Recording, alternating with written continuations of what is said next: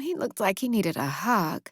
I didn't even know who the dude was, nor how he'd ended up at my house, at my party. But this sad boy energy had me wanting to wrap my hand around the back of his head and pull it down to rest against my titties, where he could lay until he started to feel better. Or do other things there until he started to feel better. After all, even with the somber vibe he had going, he was still fine as hell. And maybe that's why his sadness was making such an impression on me because, well, fine men in my home were never sad to be here. For a second, I thought about asking around to see who he was, who he'd come with, if he had multiple children with multiple women, the important things. But after realizing I didn't really care about any of that, I went in for the kill, approaching him at the kitchen island with a soft smile when I said, "You look like you could use a hug, sir." To me, it was an easy in, a line that could be interpreted as caring or flirty or, "I'm good." Wait, what? My face scrunched as I watched him take a casual sip from the red cup in his hand, hardly paying me any mind as I told him. I wasn't exactly offering. I was just stating an observation. "Gotcha," he replied shortly, dismissively.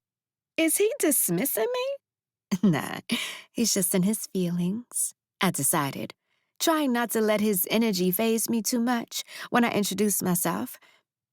"I'm Kiki, by the way." Finally, he turned to give me his eyes, and once he did, those thick in a sexy way eyebrows of his went up a little as he grinned and said, "Nice to meet you, Kiki." But just as quickly as the words left his lips, he returned his attention back to the group of folks who were congregated in the living room nearby, leaving me confused about what to do next since I wasn't used to someone not being interested in, at least having a conversation with, me. Low-key, he had me messed up.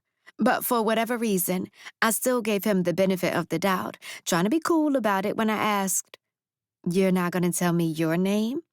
He turned my way again, and this time, his little grin from earlier was notably a smidge wider when he responded, "My bad.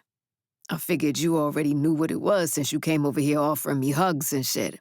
Again, I wasn't offering, I clarified, and I only said it because you looked sad, not because I knew who you were. At that, he nodded, taking another sip from his cup before he stated, "Kiki. That's your real name?" "It's what everybody calls me." "That's not what I asked you," he challenged, making me a little hot between the thighs because his voice was so deep and a bit raspy and deliciously commanding. In fact, his entire demeanor felt commanding, but in a quiet way. Like, it seemed as if he could take control of the room at any time if he wanted to, and was just choosing not to. I like that shit. "I'll tell you my real name when you tell me yours," I flirted, raising my personalized red cup to my lips for a quick sip that the man watched intently before he finally gave me an answer. "I'm Snoop." Giggling, I argued, "That is not your real name." "It's what everybody calls me," he mocked, making me roll my eyes as I groaned. Very funny. But after another sip of liquor, I held up my end of the bargain, telling Snoop my real name is Shakira, but literally no one ever calls me that. "Why not Shakira?" he asked, the amused smirk on his face once he said it, somehow telling me he was about to drag that shit out. But from him, I kind of liked how it sounded, even blushing a little by the time I answered, "'Cause people know me as Kiki." "Do you not like being called Shakira?" "Not 2 times in a row," I thought, squeezing my thighs together and gnawing at my lip before I told him, I don't hate it, but "Good," he stated sharply. "'cause I think it's a beautiful name."